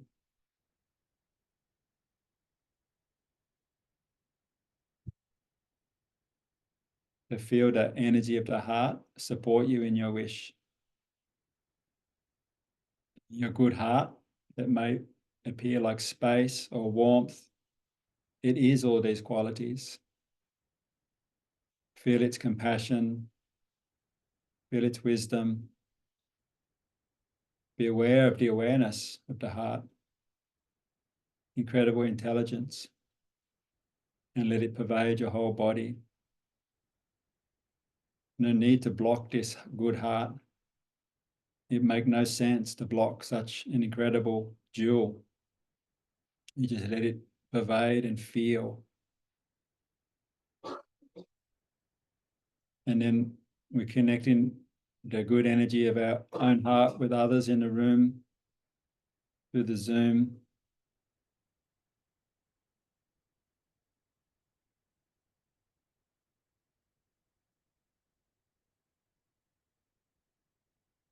And then there's people in their homes, either side of us in this center, letting it flow out.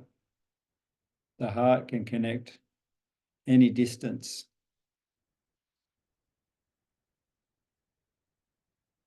So not just in this town, but in all the towns, not just in this state, but in all the states.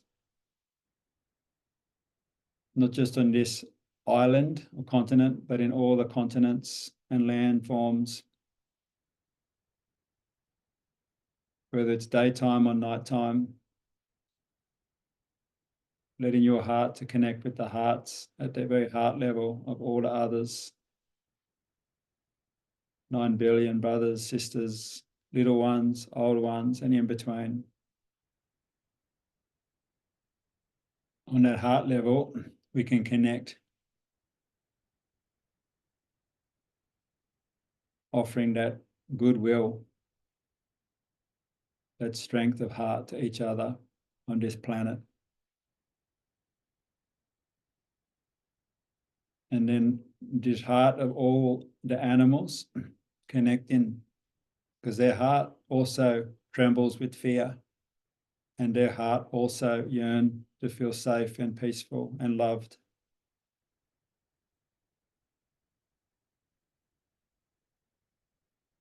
And then many beings dwell on this, in this dimension, this world that we can't perceive with our six senses. They also long to feel safe and secure. They also very much appreciate love. It helped them calm their fear, their confusions.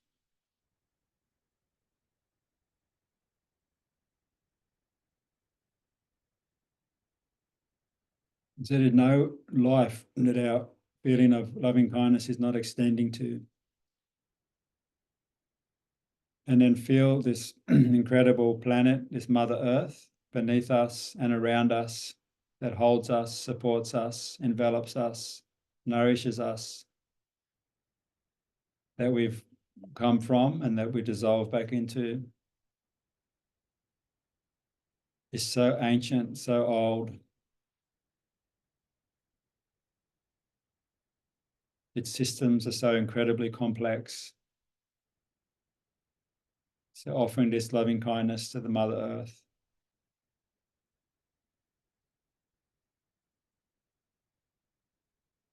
And because it's Buddha's Enlightenment Day, thinking of the Buddha and all the spiritual masters that have brought illuminated messages to this world, all the spiritual traditions, produced amazing masters, followers, all the different cultures,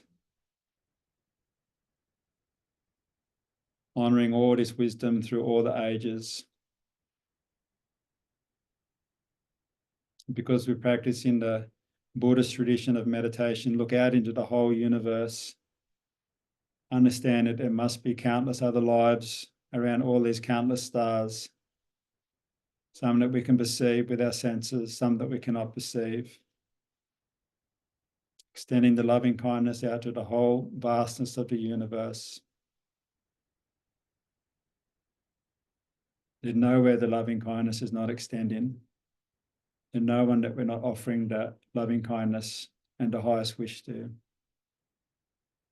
So in this way, on this full moon night of the Saga Dawa, we dedicate whatever understanding we cultivated as a group, the illumination of all living beings.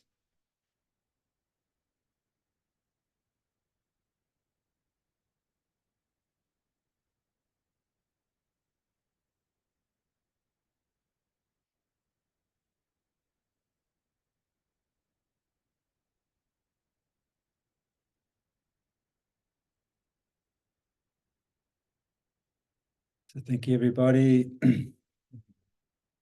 If you want to make a light offering, or if you want to stay, we'll have a match. Otherwise, we'll rearrange the cushions a little bit. Nice to see you guys. Have a lovely evening. Thanks, Ben. Thanks, everyone. You guys too. Hang on, I can't quite hear. Are we able to stay for the puja? Yeah, I can leave the Zoom on. Please, I will Yeah. side Have you- together. Yeah.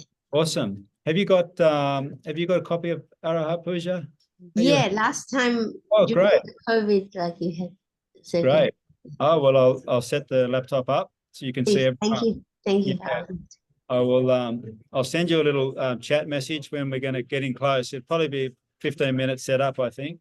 Okay, I'll wait. Yeah, thank you. Okay, great. Yeah. Thank you. Thank you. Thank you, Maxine.